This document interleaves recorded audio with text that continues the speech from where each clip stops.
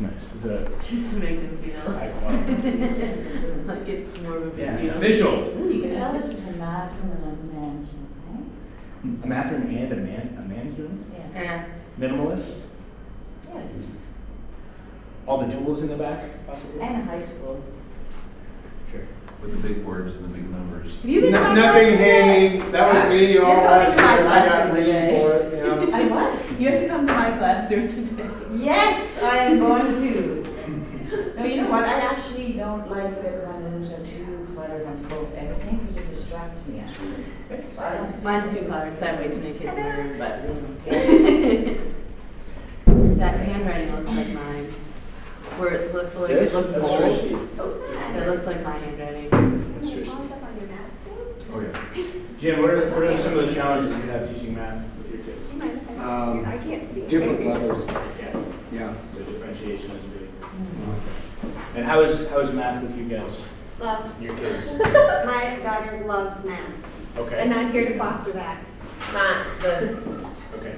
My little people that I teach, obviously, it's just, kind of but we did do a thing the other day we had cubes that we were doing, and I got them to understand the concept of when you add to a number gets bigger, and when you take away from a number gets smaller. Good job. Which when you're Pretty important concept. it is a basis.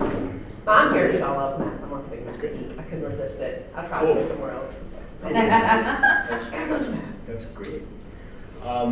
So maybe I won't have to do as much of a sell on this with this group then, but one of the main goals I want to kind of confront is this false dichotomy that exists between math people and non-math people. That it's this exclusive club that you're either in or you're not, and if you're not, you kind of have this.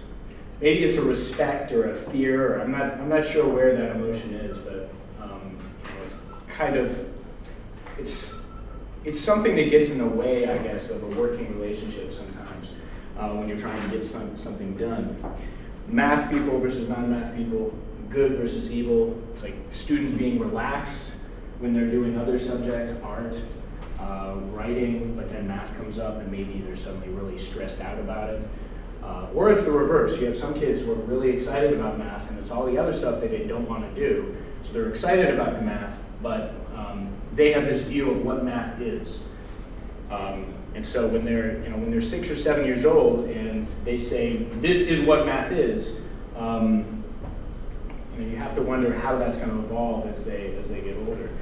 I'm going to start with just one assertion that I hope is going to push us through to the rest, and that is that the world really moves too fast most of the time for math to be done the way we do it in school. I'll give you a few examples here. It's good enough to kind of live our lives without adding and subtracting. We can when we have to. If we're out with friends and we have to calculate a tip, some people feel bad about it, pulling out their calculator and calculating it themselves, but there's nothing wrong with that. I wouldn't say that most people would choose to do that calculation on their own. Sometimes you just want a good meal, and so you have to make do with what you have and put together something that tastes good. No math involved there. Walking around, you want a drink. You're not going to look at this and say, oh, look, there's a math problem that I have to do in order to get a drink. It's not reality. It's not how things are. When you're standing and you have to cross the street, you have to decide, okay, when am I going to cross?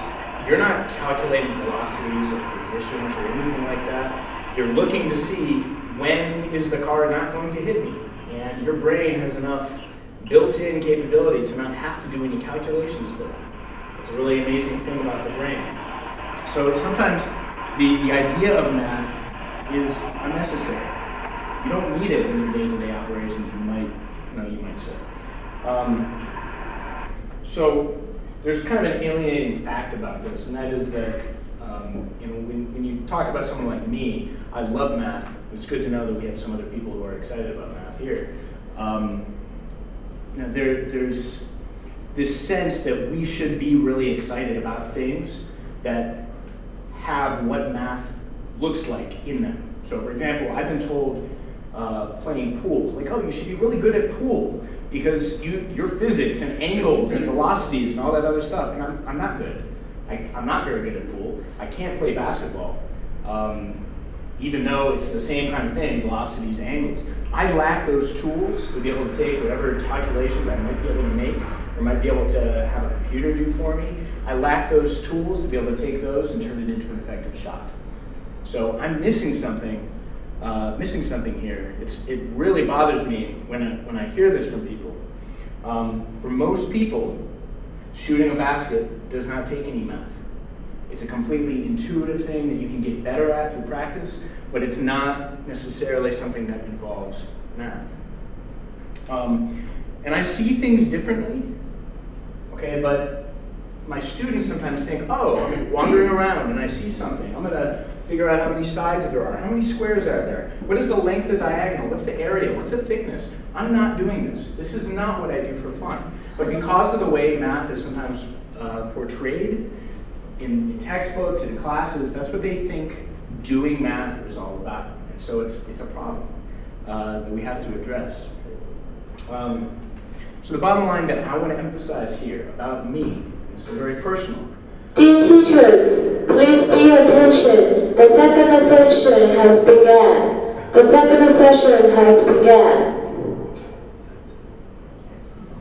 She would be really good in the movie where, the spaceship is about ready to blow up. That's true. I listen. Bottom line that I want to emphasize, my kids don't believe me. I don't like calculating. It's one of the things that, it does stress me out a little bit. I don't spend my time doing mental math. That's not where I get my pleasure thinking mathematically. I get my pleasure to think about patterns. I observe patterns that I see just kind of wandering around. I see a lot of beautiful things. It kind of makes sense to me. When I'm standing for the elevator, I like to kind of figure out which elevator of the ones that are in front of me is going to come and get me based on what floor I'm on. Because there's some kind of algorithm that the elevator is using to figure out which one it should use. Sometimes you have a really smart elevator, sometimes it's totally dumb. But it's this little game that I sometimes will play because sometimes I think I can figure that out. There's sometimes really interesting things that, interesting patterns that reveal themselves under different conditions, and this is fascinating to me. Sometimes you reveal things by looking at them in a different way, and I think that's incredible. I like putting together a mental model and making a prediction based on what I'm seeing. It doesn't have to be very calculation heavy. It can just be a guess, an approximation based on what I'm seeing here. So in this case, I really, really wanted to eat. We had been waiting there for a little while at this point. And we were, after that point, going to continue to wait. I really wanted to know when were we going to get fed, when were we going to be seated. And I found there might be information in what I was observing here to figure that out.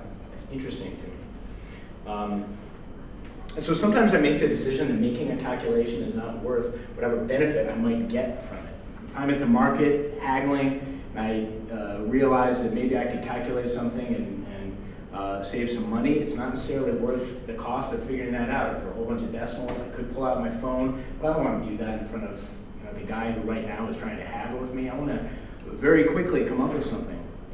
And it might not be worth being able to save 5 or 10 RMB. It's not that good. It's not necessarily worth the time that you save doing this kind of thing.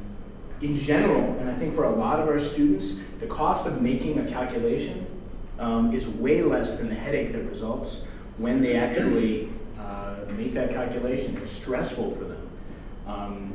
So they actively avoid it. I'm going to say probably all of us avoid making calculations if we don't have to. We don't necessarily do it for fun. What really interests me is stuff like this. When I have something related to my teaching that I can figure out, I'm fascinated with coming up with new ways to make students think about the content that I need to teach them. So when I can come up with a solution to a problem that I identify, I feel amazing. It's this crazy, weird high that I know you have all felt before because you're teachers, you're members of the club. Another thing, when it comes to conference scheduling, I saw Rob spending hours staring at the schedule the first time he did this by hand. I think he said 4 hours, 4.5, 5 hours trying to put this thing together. It was like unshaven. It's just like, I want to save him from having to do that. So I saw this problem and I was fascinated with trying to come up with a solution to make it easier. But it also goes the other way. There are problems that I'm not that interested in solving. Figuring out travel for the summer, it stresses me out so much. Thankfully, Josie gets really excited about that. So she can take care of a lot of that stuff. And I can help out whenever I can, but I get sweat. I can't explain it. Having to figure this stuff out drives me nuts. So we all have examples of challenges that give us really great satisfaction, being able to solve them. And so I want to talk about the students now. The students sometimes get that level of satisfaction. But it comes in, it's a little bit different. And this is partly our fault, partly just the way math is kind of in the ed world and teaching. They can feel really good when they're solving a bunch of problems all in a row and they get them right. I'm not saying it can't happen when they're doing that with the problems we give them. But the discovery that they've really solved the problem and the satisfaction that they get from that experience, it really only comes in a couple flavors. And so I want to share what some of those flavors actually are. Now, one way, they give us their work, they show us what they've done. We tell them whether they're right or not. Okay, we tell them. They ask, is this right? We just straight out say yes or no. Another thing that could happen, if we're busy, if we're working with other students, if you have a lot of different levels in your classroom, we can tell them to look in the back of the book because it's there. Maybe we have an answer key to help with that. Or since we all took ed classes at some point, we all learned, you can just have them talk to somebody next to them. Amazing. It frees you up to do other things. We might also toss them this and say, here, just use a calculator. You just did a calculation mentally. You did the work on your own. Use a calculator to fix it or to figure out if you've done it correctly. But then very often with this, we ask them a really strange question. We ask them, does your answer make sense? And the reason I say it's strange is that it's weird when we've just asked a student, or we've just taught a student a new skill. It's kind of weird to say, does your answer make sense? When you just learned to ride a bike, do you tell them, does that feel right? It's kind of odd that when we haven't given them the tools or the experiences to get intuition for what they're doing, we ask that question whether it makes sense. We have to give them those tools. We have to give them the experience of knowing what it means for an answer to make sense to be able to do this. There's no reference points for it. We also give a lot of unsatisfying reasons for learning math. A lot of the time, the word later comes up a lot. Why are we learning this? Well, you're going to use this later in the next grade. This will make sense when we start studying this other topic that maybe doesn't interest you either. You're learning this so that you can do more complicated calculations later on in another grade. It's a strange deal that we're striking with our kids. Sometimes we also say, math builds your brain muscles. That's true, the brain is a muscle, but it's still a really unsatisfying thing for students to hear. It's drills, it's building your muscle. For kids who hate it and feel that stress over doing it, it's like for me, telling me that I have to go do basketball drills because, like I said, I'm no good at sports. You're telling me I have to do basketball drills because it will be good for me. I don't know that the basketball is really going to take me anywhere that I want to go necessarily. So again, no offense, Jim. I love it. It's great that people love it, but I'm talking about me right now. And if I'm feeling that stress that I get planning a trip over doing basketball drills, I'm not going to really be excited and motivated to do a lot of it. So we need to give kids, our students, a chance to play the game of math, which is not just very often what we do in school, which is drilling. We need our students to be able to do things that give them that level of satisfaction that I mentioned before, that we get all the time as adults when we want to figure something out. So I want to resolve these two issues. I want to resolve the idea of getting our kids to ask and answer really compelling questions, things that interest them, things that will provoke that kind of satisfaction in them.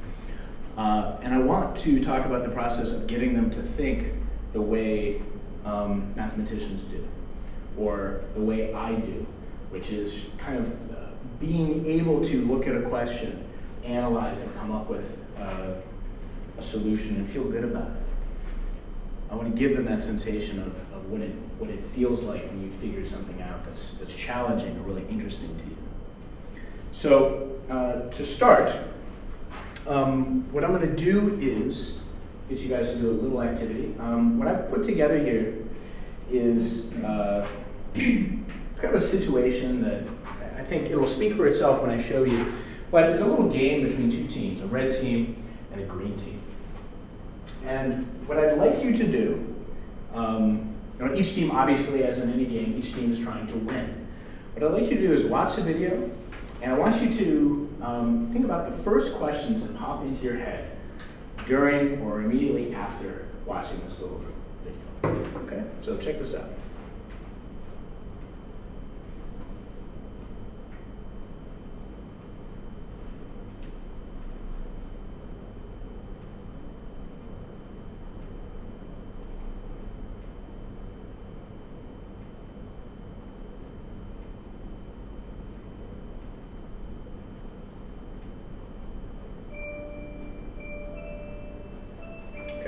So what I'd like you to do is actually write down, and just maybe lips, so just write down, if you need a pencil or a little bit of paper, I'll give you some.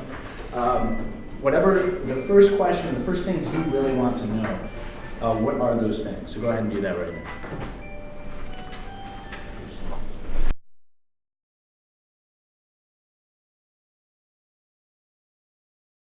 Awesome. Okay, great.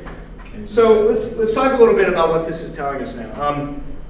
So because we have gone through this process, what I've just taken you through is called the 3-act framework, which is first kind of put together by a guy named Dan Meyer, who taught in California for several years, and then is now at Stanford doing a PhD, basically on, he's still trying to figure out exactly what he's doing, but on some really great stuff related to the role of digital media in instruction, and this is one of his babies. The idea of the 3 acts comes from movies. Now, movies start out with something that's really interesting and really simple to get into. Act 1, that's what I gave you by showing you that. That's what I gave you when I showed you the first video. It was something very simple. You all figured out exactly what I was going for. The next thing, after you guys had asked some questions, some things that were interesting to you, we built a little more conflict. I gave you more information, and you had to use that information to somehow resolve that conflict that had been set up by Act 1. You had to know. You wanted to use the information that you had to answer the questions. Okay, the third thing, of course, was the resolution, this thing that we just saw. We had to watch the video. We had to see what the answer was in order to know if we were right. And what's really kind of important about this, there are two things I want to point out. First, this whole task was posed through video. So you saw a video to see what challenge I wanted you to solve. Let's talk for a second about the way we normally see these tasks in a textbook. It's like this. A whole bunch of text. You have a whole bunch of text explaining everything there, a little image in there, maybe you have some other color to make it exciting, a picture of a puppy.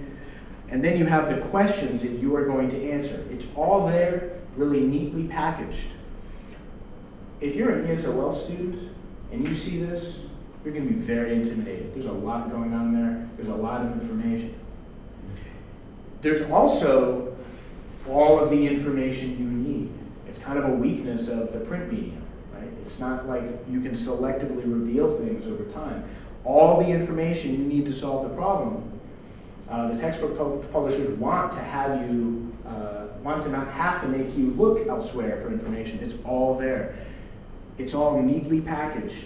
You know exactly what questions you have to answer. In the last session, we had someone who, in response to that video, asked the question, well, what happens if there are more squares? What does that do? You're probably not going to get that kind of exploration from this task because it's so nicely packaged. Again, it's framed by the other problems that appear in the textbook next to it. So it's a limitation. Well, and also when the kids have to come up with what information do you need, that's a much deeper level of thinking than, not only do I have to solve it, but I got to figure out what do I need to solve it. That's a whole. Exactly. Almost abstract math. I mean, on a simple level, but abstract math. Well, it's, I mean, wait, say more. What do you mean by that? Well, I mean, a lot of times mathematical, let's see, I would want it to work out where all of the dots went in and it stayed with the pattern. It does not stay with the pattern. So you have to figure out not staying with the pattern, then you figure it out. You see what I'm saying? I mean, Sure. The pattern, it didn't stick with the pattern. So then it becomes abstract. Because you cannot get all the dots in at the end, which is the thing, whatever makes you think, but it makes it more abstract. And getting students to wrestle with that is a really important thing, knowing that they have to figure that out. I mean, deciding what information is important, that's a crucial skill. It's not just in math, science, social studies, where if you ask them a question and you give them all the information they're going to need to answer a question, that's not how the real world works. It's not one of those skills we want our students to develop. We want them to know, maybe I don't have all the information I need here. So the idea of a sequel. One other thing I want to throw at you. So some of you did this manually. You did it by doing red, green, red, green, red, green. But at a certain point, this is going to get really tedious, far too tedious. And you might have a student who says, Mr. Weinberg, this is taking forever. Is there a better way? And you, as a teacher of math, can step in and say, yep, there's a better way. We have these great tools that I'm here to show you how to use that will enable you to solve this if there are 1,000 squares. And so it's building the need for the mathematical tools from the challenge. If you think about the math education, I don't want to call it business, but the situation, I guess, there's supply, meaning where are we getting all our problems, what books, what resources do we have, but there's also demand. How are we building a need for our students to develop these skills? If all it is, it's just demanding that they wait later. Later you'll find out. Later you'll get to why this information is important. It does the students a real disservice because they can do these activities. This is something I did it with the 9th graders, I did it with the 10th graders. I think you could do something like this with middle school. Maybe a simpler version you could do with even younger kids, but this is not the only problem that you can do. That's one of the things I want to point out. This structure, like I said, was put together by Dan Meyer. This is a spreadsheet where he has actually put together a whole bunch of these challenges, Act 1, Act 2, Act 3, with a video or an image in the beginning, some materials to use for Act 2, and the resolution in Act 3, along with some teacher notes and things that can help you do these. I'd like to stop you there because we have a curriculum, a math curriculum. We say, okay, kid needs to know, I could write like 10 problems on it. Sure. How do you multiply with decimals? How do you get add fractions that are unlike? Right. So you have all these, you have this whole continuum. Like in 4th grade, there'd be like 30 things they need to know. Sure. And you see these on the end of the year test, and they say, okay, this is what we want kids to know. Mm-hmm. And Doug came up and he had one. He says he shows the floor of the basketball court. Right. And my wife and I had this knockout, drag out, and I said, okay, that's great. But you have this whole curriculum. If I said, okay, show me one of these problems that has multiplying decimals. Right. And so when you look at all of these, when you go to his website, I can visualize patterns, Yes, and I can visualize geometry. sure. I just can't visualize certain things like, okay, I can show two fractions that don't have the same piece of pizza and that you have to make the same piece of pizza before you can add them. But I don't know of a picture or this here where. So I guess what my question is you got a whole curriculum and I think kids still need to know that. And I'm not saying they don't. So let me, two things. First, I'm not saying you do this every day. This is not what your math class looks like all the time. And it probably shouldn't look like it all the time. I'm not saying that you're never going to teach multiplying decimals. It's in the curriculum. It's something that you're held accountable for. So it's not like I'm saying now you have to come up with some application where it makes sense to be multiplying decimals.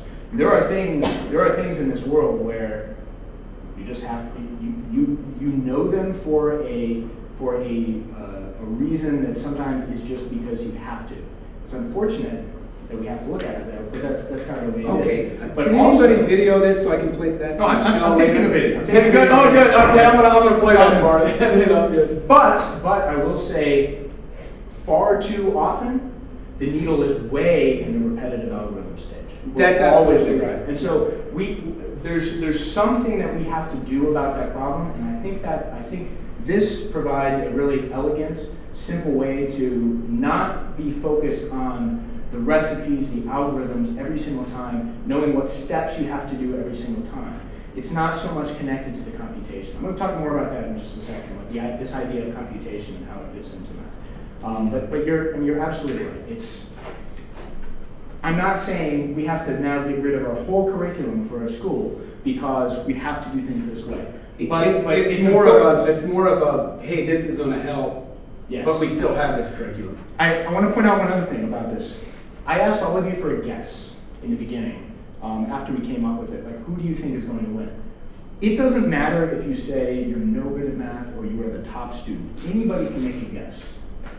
That's a really low bar for entry into this activity. And once you've made a guess, I mean, your level of being hooked may be different depending on the kid, depending on the student, but you're hooked. You want to know if you're right. So having this kind of activity means that you're getting more students involved in the process. You can get the computation that needs to happen to be a task that is either split up between your strong and your weaker students, or it's an excuse or a motivation to then learn these skills that maybe the students are lacking. So it's about balance, and as I said before, the balance right now is way too far on the algorithm side. School math is not real math the way it is right now, and that's part of what I want to do to try to help you. I also think the making a guess thing is good because children who are more oriented towards math don't want to be wrong, but when they know they can be right. Like, I didn't want to guess because I knew I could figure it out if you let me, so I didn't want to guess it, you know, and that's how kids sometimes are. They don't want to guess because they're going to be wrong, and they'd rather figure it out and be right, you know, so I think that's a good. Well, what the guess acknowledges, though, is that our brain sometimes has the ability to make an intelligent decision and make a calculation. That's the whole thing. We're doing this all the time. We're making these mental calculations about things all the time. But what's really important about that is that our intuition can be wrong, and that's one of the things that math helps us manage. I think this, but all of these logical tools that I have sitting with me seem to suggest that my gut instinct is wrong. And that dissonance there is what will drive some students to work to resolve it, or ask you a question. I mean, there are a lot of different ways to handle it. You just use a musical term in a mathematical. Dissonance? Yeah. I was gonna go double barrel and do cognitive dissonance, but I decided not. Anyways, so this is a spreadsheet. It's messy. Well, it's not messy. It's a spreadsheet, but it's not super easy to know exactly what you're looking at. So Dan put together this website. It's called 101 Questions, 101Qs.com. You can go there, and if you have an idea for a first act, you take a picture, you take a video, you can upload it yourself, and the internet will tell you if it's interesting. I put some stuff up there and said, like, I think this is really interesting, and no one thinks it's interesting. All the people who have watched it or seen it. But it's also a place where you can go to get first acts. There's a lot of really good stuff up there, and it now has the capability of searching for topics, so ratio, proportion, integers, decimals perhaps. There's some great stuff about intuition about percents and decimals, fractions, so there's some stuff up there for that. But it's just people that are adding this on their own time. There's some really great stuff there.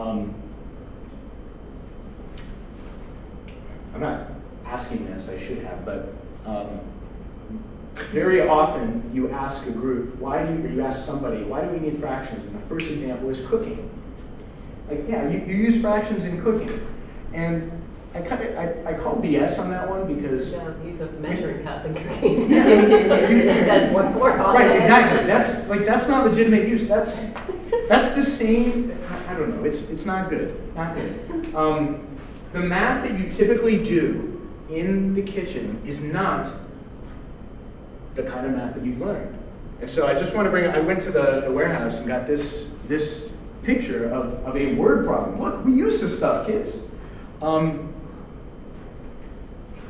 Who is going to do that problem to figure out how many cups of vegetables you need to make a snack? This is contrived.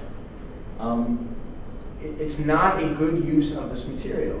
Now, as Jim, as you were saying before, I mean, how do you find a real application of this stuff? It's not super easy, you can do it.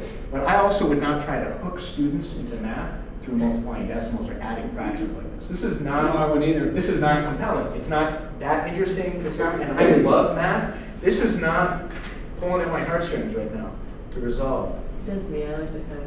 Okay, well, but would you do But that? that's still not Would you gonna do do that? that. I would if they wanted to make some for their friends and they had 4 friends and Right, they how needed much would to you- exactly. multiply. Okay. Yeah, That's like I'm how making much a double Right. recipe or Yeah. something, how much would I? Right. Yeah, But this I I mean, doesn't doubling makes sense. Absolutely. Right. If you're making it for 2, 3, 4, Right. so multiplying is good. But Adding- still, How many cups of vegetables? this is not good. I have a strained analogy about cooking that I'm going to kind of zip through. The main thing I want to point out about recipes is, like, when you're making a recipe, when you have a book of recipes, it's because your goal is to make something good to eat, and that's it. And very often what we are doing when we hand kids a textbook full of steps, algorithms, and that's all we give them, is that we're showing them that that is what math is. It's a set of recipes. It's a set of things that in many different situations will have applicability. It'll be useful, but it's not a way to look at the world and reason your way through the world. Why do you go to a recipe book? It's not because suddenly you have this pressing problem and the only thing that will solve it is grilled cheese. Unless, it's a comfort food. And so in that situation, that is resolving the problem. But I guess what I'm saying is the satisfaction that you get that we were talking about before isn't really resolved necessarily by choosing the right recipe. So looking at textbooks in this way as sources of recipes is really kind of damaging to, I'm going to call it the product of math. Like, we're trying to sell math as this really beautiful thing, and it is. That's what I was talking about earlier. It's this really great thing, but then we're telling them, and these are all the recipes that you will ever need to solve it. And that's really doing a disservice to the type of thinking that we want students to be doing. I'm going to go back to, I'm really hitting the textbook hard today, because I want to get away with it, or I want to get away from it. I want to talk about this idea of computation. This is a TED Talk. Conrad Wolfram is his brother. Stephen Wolfram founded the Wolfram Corporation, and they make Mathematica. They make a whole bunch of different software that you can run on your computer. Really great stuff. Conrad Wolfram gave a TED Talk about the role of computers in math. His argument is that we spend most of our time, out of these 4 possibilities, most of our time on computation. And we don't spend our time on 1 and 2 and 4, which are really the steps that get students engaged in what's happening in the world. And so his argument behind this is that math is not calculating. It's not equal to calculating. It is much bigger than that.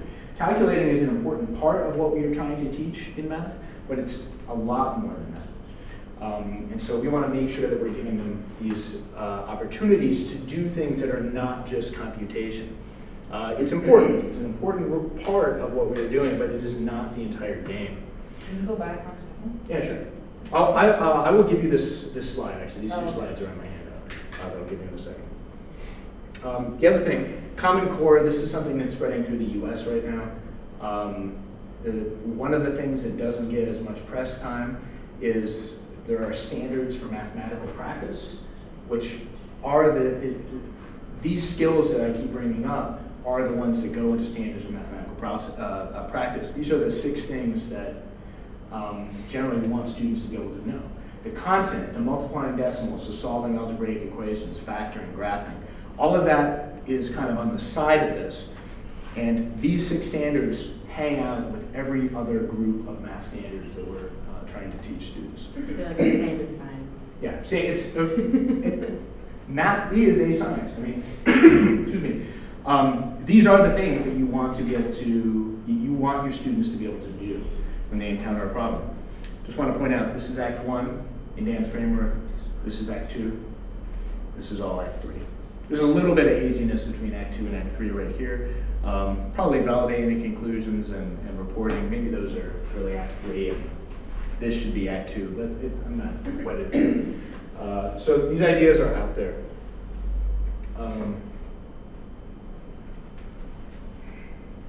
So about textbooks, this is not real world math.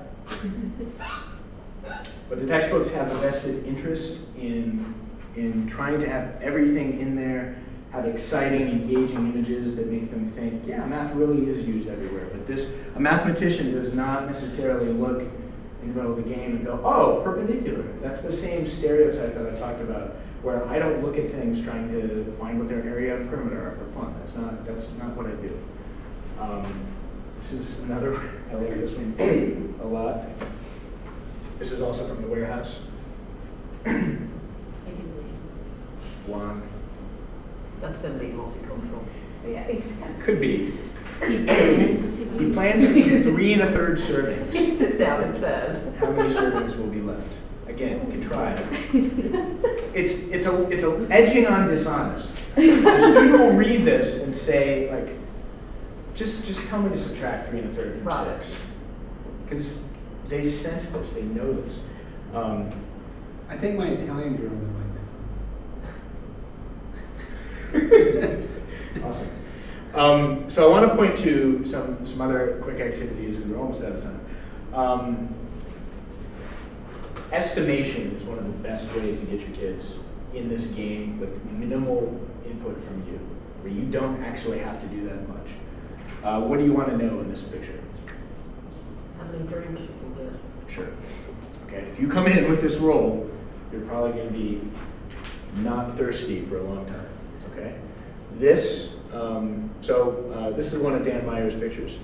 This one, it's a little hard to see. It's a pyramid of pennies. Okay, and so you can have the students guess, like, how many are there? That's so hard. Reasonable estimation is so hard. Well, but getting in the game and at least starting, that's your way in. It's how many do you think? And you can have these conversations. Wow, you said 300 and the actual answer was 20. Why did you think it would be so much more than that? Does he give you the answer at the end? Yeah, we do. The answer to this one, I believe, is on the 101 Questions website. And it's on Dan's website as well. Actually, all 3 of these, another really good one, all 3 of these are from 101 Questions, so you can see these. And I think there's also a second and third act for both of those. Another great site for this, Estimation 180, is a website that I think was started at the beginning of the year. I forget if it started last year and it's continued this year, but lots of great estimation tasks driven by a picture. So very quick, and this does have the answers in So that's that site. Wolfram Alpha is one of my favorites. You put something in and it will compute things about what you put in. So if you put in sunrise today, it'll tell you when sunrise was. It'll also tell you when sunset is. It might tell you the next day. It might tell you where the sun is in the sky. So it's just going to compute a whole bunch of interesting stuff that could pique the interest of your students, or it's just good information to know. The other nice thing that I like about this site is every single one of these icons is clickable. It's a search into the bar. So you can have your students go to one of these, click on it, see what comes up, and you can ask them, is that interesting? And if they say no, okay, try that one, or that one, or that one, and have them search for something that interests them. And then you can have a great share out of all the things that they like. So there's lots of potential there. I love this. You can also put in math progress. So if you add 3 1/3 plus 4 2/8, 4 2, let's make it harder, 4 2/7, it will tell you what the actual answer is. The other thing that I want to recommend is that you try taking your own pictures that compel you, that are compelling to you. So I went to Google Maps. I have wondered this ever since I started working here. When I come in the front entrance, what is the fastest way to get to lunch? I still don't know. I would love to know. I would love if students could solve this for me, because it's interesting. There's a lot of measurement. There's a lot of stuff that they can do to figure this out. I'm saving this for some enterprising students who maybe want to charge me for the answer. So this is great. And I put this together really fast. I put a lot of time into other things, and I've uploaded 101 questions. This I did really fast. This is my most popular thing on 101 questions. I have a bunch of people asking questions in this one, not so many in some of my other ones. If you see something that might be interesting, just snap a picture of it. I saw this again. This is in the convenience store. There's something here. I don't know that it's super interesting to our students yet, but I don't know, there's something there. And if you collect a bank of these things that might be interesting, and you just get in the habit of doing it, you're going to see more of these things as you go about your day-to-day business. You're going to see more and more things that could be interesting, and you might strike gold. This is another one that I really want to get happening this year at HIS. This is a bamboo shoot. You hear all the time, bamboo grows at a ridiculous rate. Hello, everybody. The upper school meeting will take place in Mrs. Indall's room. We decided the performance space is too far from the sandwiches. Upper school meeting, Mrs. Indall's room, in 12 minutes. Thank you. That's fantastic. So you always hear bamboo is one of the fastest growing plants ever. I can't really find actual data. That fact is cited all over the place. But every spring, we have 15 to 20 of these things popping up in the bamboo forest down there. And it would be such a cool project to get students out there, maybe in a class. Each class adopts a shoot and measures it on a regular basis, and we collect the data to see how fast do these things actually grow. It'd be not only interesting, I think, for me, I mean, for a lot of people who might want some interesting stuff to use with their classes. The kids would get excited about it. We have to go measure our plant today. I started taking some pictures last year, but I'm a busy guy. I took 2, and then I forgot, and then I took another one a couple days later, and I just said, this would be so perfect for lower school, middle school classroom to make a habit of this and be excited about making measurements and seeing how it changes over time. Because I really don't know whether it's a constant rate, whether it shoots up. I don't know. This fascinates me. I want the students to resolve it. Okay, and just one more example. I don't know if it makes sense when you're looking at the steps to go straight down, or whether you can go diagonally. I don't know which is easier.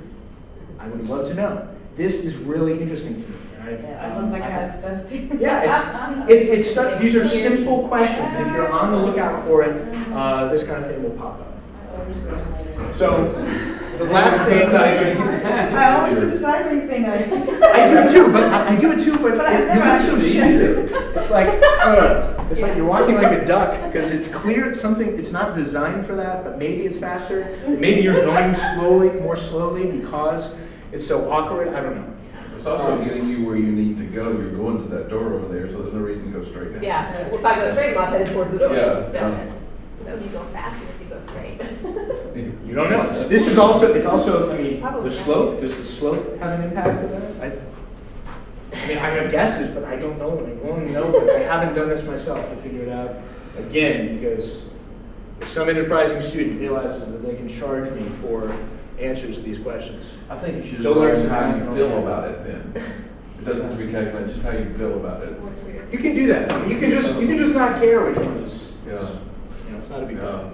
But I really liked your emphasis on estimation, because I think kids are really bad these days at making logical guesses that make sense. Like they Right. just write something and then you're like, okay, but let's think this through, and you take them through it step by step, then they sort of think, yeah, You're that doesn't giving make them sense. a recipe. But they, yeah, it's just It's very difficult. It's hard to teach, and it's also Yeah. one of those things that I think comes with experience. You get experience, you know, in the kitchen, I'm gonna go back to that. I only had a clean 1 cup measuring, a measuring cup for 1 cup, and I had to put half a cup in. And so I'm pouring stuff in and I'm eyeballing it, and I'm thinking this, depending on the shape of your cup, you're gonna have a very different answer on where exactly the halfway point is gonna be. I think I did a pretty good job because I think I know, I should have measured. I think I know what half a cup actually looks like when you pour it in, but you know, it's that intuition. I have that experience. Our kids don't have that. So we need to give them these experiences to be able to get that intuition. So I guess my parting word is just find stuff that you find perplexing. This is, again, Dan Meyer's word. The name of his workshop is Perplexity, and how important it is to use it in the classroom. A lot of this is based on stuff from his workshop, so I want to thank him for showing me a lot of this. But you can do this. You can find things that are interesting to you and share them with your students. Out of time, but anything you want to share? We've kind of gone back and forth throughout. You know what my kids really like is whenever, like anytime during the day, if something pops up and it's, even if it's totally not related to what we're doing, and it's this question, then we call it the question of the day, we write it on the board, and then at the end, they all have to go home and they can ask people or research or whatever, and then they come back the next day and they put all their little strips in a hat, and then we pull it out and we say, okay, Awesome. we read the answers, and then they're like, is this right, is this wrong? So I don't even care at all if I know the Yeah. answer or not, but it's Yeah. just whatever they think is interesting. And they don't always all do the question of the day, but the kids who like it, you know, they get really It's good. excited about that stuff. So I have that a- kind of stuff is good, like just what is moving them, you know? And, We get that. Well, Yeah, then- thanks. I just want to thank you because several terms kept coming out in that intuition, and I think what I was talking about with abstract math just keys into creativity and getting kids excited about learning about math. So this is fabulous, and I think I teach 4 and 5-year-olds. Thank you so much, because I could easily have them go out and measure that, and I could definitely we can start that when we come back, because it's going to be links. I mean, it's going to be units of measure, because that's what we're going to be able to do. But we predicted the month of March weather. We did lion and lamb, and we're doing graphing and some things like that too. And I think one of the things that I was teaching the kids is that it's okay to be wrong. We don't know if we're right or we're wrong in this prediction that we're making, and we're going to measure it and find out. And every day, Miss Beth, it's a lion day, it's a lamb day, you know, and they're so excited about this math. It's so fun to watch that. So it's all all of this applies to every age, and I think that's what's exciting about what you're talking about. And I like what you said about being wrong, like in math especially. It's similar in science. I mean, you get so much information from being wrong about something. With the intuition, that's how you develop an intuition for saying, I thought this was going to be this way, but it was that way. So your mental model, it kind of shifts a little bit. And over time, as you get more experience, you're able to make those calls and make better estimates. But you can't teach it. Michelle read the book too, Outliers. I read it. And in there they stress that Asians are so much better because of the just constant.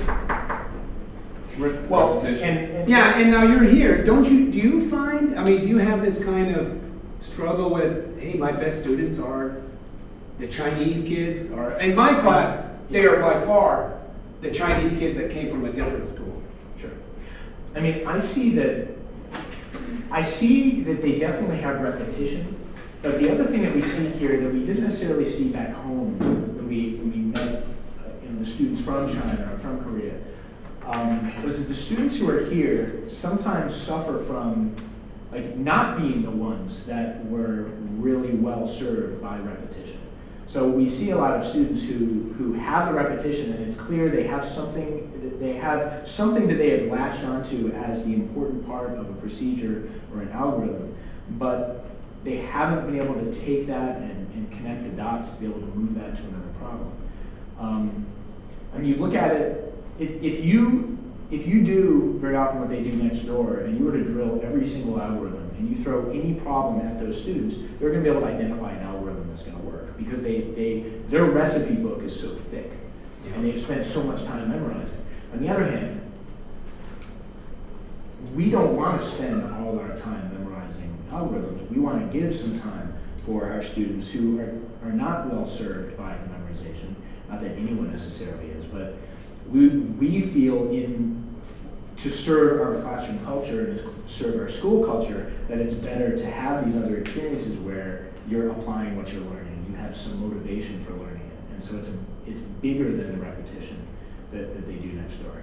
I mean, I see it, but I think we also see the other side of it, which is they don't get the repetition and they don't have the conceptual understanding. My goal in the next couple of years is to go to 6th grade international schools. And the kids that are failing, though, in the 6th grade math, Yeah.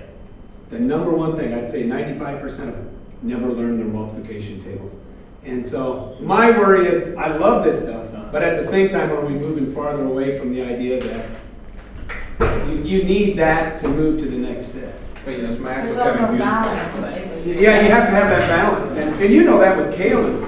Kalen really has Thank you guys. a tough time. Yeah, thank you, that's Yeah. awesome. Thank you, Ed. Yeah. Yeah, I mean, he needs to, there's these kids that have a tough time memorizing the upper level their science, facts.